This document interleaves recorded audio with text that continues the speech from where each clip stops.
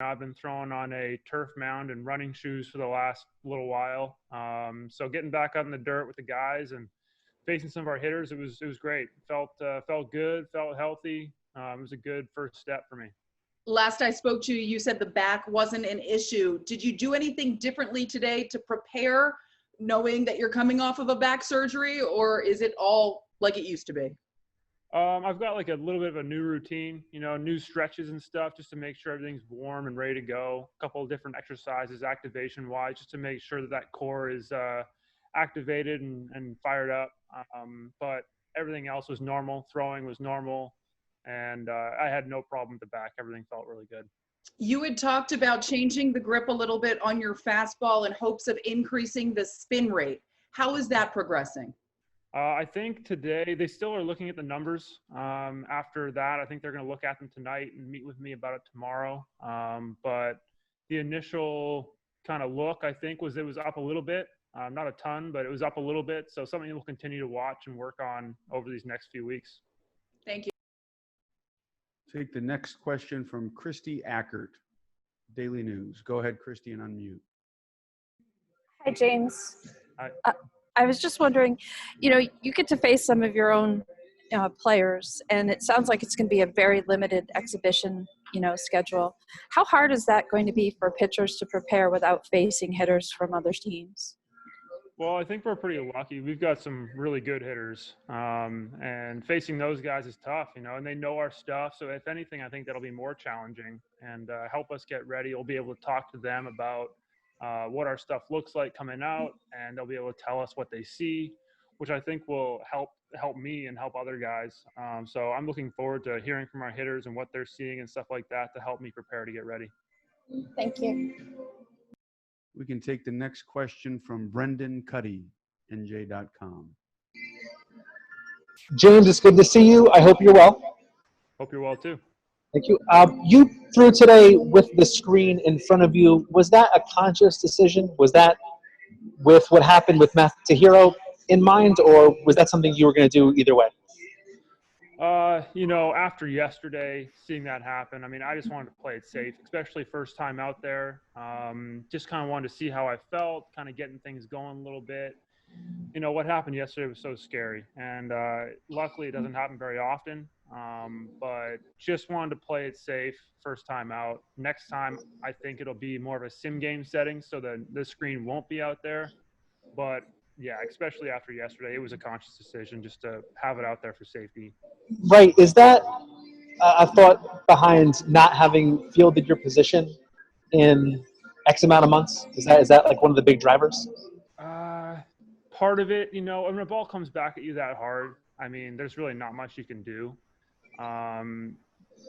You kind of just get lucky if you put your glove in the right spot. That ball came back, I think they said 112, and there's really nothing you can do about that. It's just something that happens here and there, and you just pray that it doesn't happen. But going forward, I think seeing it again and kind of having the ball coming back at you, having those types of hitters swinging the bat kind of gets you ready for that. So I think that next time after throwing to those guys and having the feel of being on the baseball field again, we'll all get used to, like you said, fielding our position again and kind of being ready for that, as ready as we can be for something like that. Thank you, James. Lindsay Adler from The Athletic. Lindsay, you can unmute. Hey, James. Glad you're feeling better now. I wanted to ask, last month you posted on Instagram about the, Black Lives Matter movement and the things that you were thinking about. And I was wondering if you would like to kind of expand on what, you've been thinking about that and kind of what you've been learning in the last 4-6 weeks or so. Well, I've just been trying to learn. It's something that I haven't paid a lot of attention to. I've been pretty ignorant to it up until now. And I've been reading articles and following different people, trying to get information, watching different things on Netflix and other streaming services to get more information about it, listening to different podcasts. I'm not at a point where I feel comfortable speaking too much about it, but I'm just trying to soak up and learn as much as I can right now so that I can be more educated and become an ally and do things. You know, my wife and I have donated to a couple different organizations, and we plan on doing more in that area. We can take the next question from Sweeney Murdy. Sweeney, go ahead and unmute. Hey, Pax. Hi. Hey, how difficult is it to be your free agent year and have to take whatever happens this season and go into the market? And you guys worked your whole lives in this system to get to this point. What's this part of it like for you? Well, you know, it's obviously not ideal, but it is what it is, and I can't control the things that have happened. So I'm just going to go out there and try to control what I can control and do the best that I possibly can with the time that we have and see what happens. Thank you. Thanks. Next question from Andy Martino, SNY. Hey, James, can you hear me okay? Yes. Okay. So you were obviously on the executive subcommittee, deeply involved in the negotiations to return to play. In your experience in that, what did you take away and what did you learn about labor relations in the game? And did it leave you feeling optimistic that conflict might be avoided with the next CBA, or did it leave you feeling concerned about the state of labor relations? I mean, we'll see how things go. You know, I think that we stood our ground and we fought for what we believed in, and we ended up where we are right now. And we feel like we did a good job of sticking together.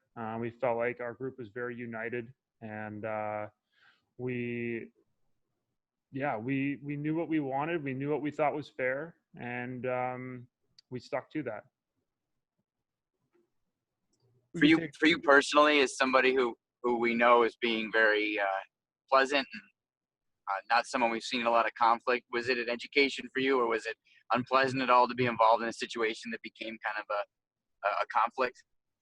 It was very educational for me. It was my first time going through something, being on the subcommittee. So I learned a lot, and you know, I think it was very valuable information to learn, and especially getting ready for a CBA coming up. You know, just knowing what to expect and kind of what happens in those negotiations and how things go.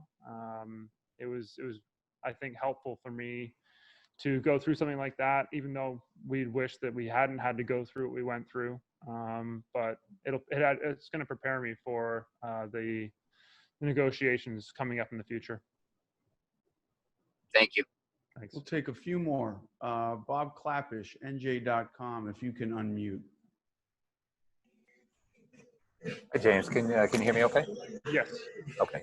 I'm curious what your impression was of pitching in an empty stadium, and what you think it's going to be like in 2.5 weeks when the season starts. And not only will the stadium be empty, but it'll be even quieter today. Quieter than today. There'll be no music at all. For somebody who's made an entire career out of pitching in front of big crowds, especially here at Yankee Stadium, feeding off that energy, you think it's going to be much of an adjustment pitching in silence? I think it will be a bit of an adjustment for sure. You know, it's going to be different. I think that we're all used to having that buzz of fans in the stadium and the energy and everything. But I think it's going to be a unique experience. It's going to be a little nostalgic, being able to hear all the baseball sounds that we used to hear when we were kids. And, you know, for me, when I'm out there, I've got a job to do, and I'm focused on what I'm trying to accomplish. And that's 60 feet, 6 inches away, you know, and I'm doing the same thing every pitch and giving it everything I have, and that's not going to change. Next question from Marley Rivera. Marley, go ahead and unmute.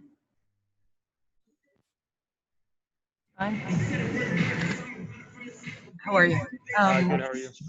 So the thing that I wanted to ask you is the fact that you are Canadian, and we know there's going to be a lot of travel involved, right, this season. I mean, a lot less with a 60-game season.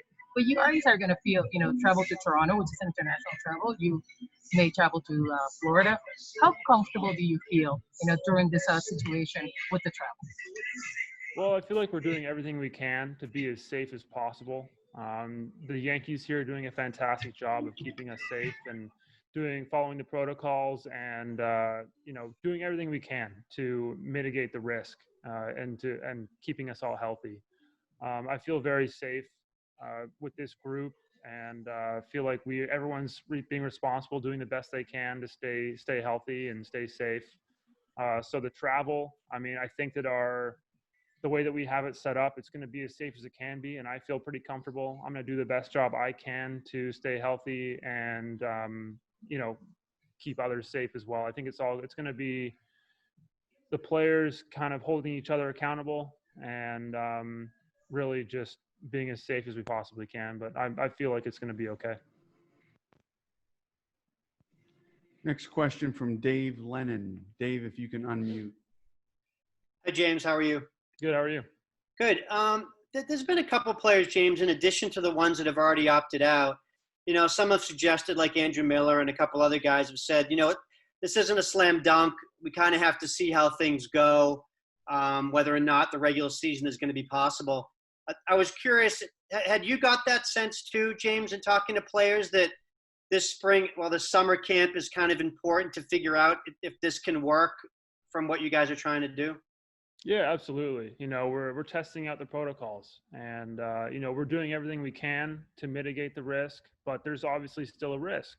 And we have to see if what we're doing is going to work and to a degree that we're going to be able to play and keep it safe enough for people to feel okay about traveling and playing against other teams and keeping our guys and everyone, all the staff and everyone healthy.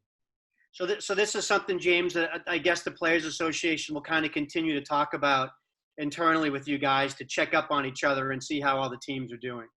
Yeah, I think it will be something that's continually checked on. I think that everyone's staying very connected and letting them know like what's going on and how people are feeling about it. And, the numbers are coming in. We're doing testing every other day and we're keeping an eye on that. And if we see any spikes, we'll have to address that. But I think so far it's been going okay.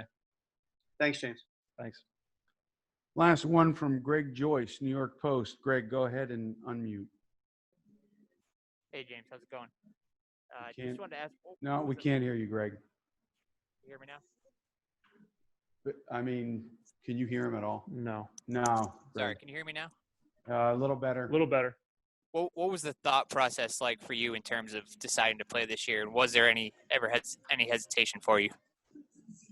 I wanted to play. I think that the health and safety obviously is very important, and we needed to get to a point where we could get the protocols to a level where we felt like the risk was lessened enough to where we felt safe. And I feel like we have set up some really good protocols, and I feel safe coming in here, being amongst the guys and the staff. Everyone here is being very responsible and doing everything they can do to stop the spread and stay healthy. Coming into this thing, I felt pretty confident about it and feeling that I could do what I needed to do to stay healthy. And we'll see how things go. If it gets really bad, it's just a thing that you're constantly having to weigh, how good it's going. So it's something that everyone, I think, has their own level of where they feel comfortable with it. And those constantly have to kind of see how they feel about that.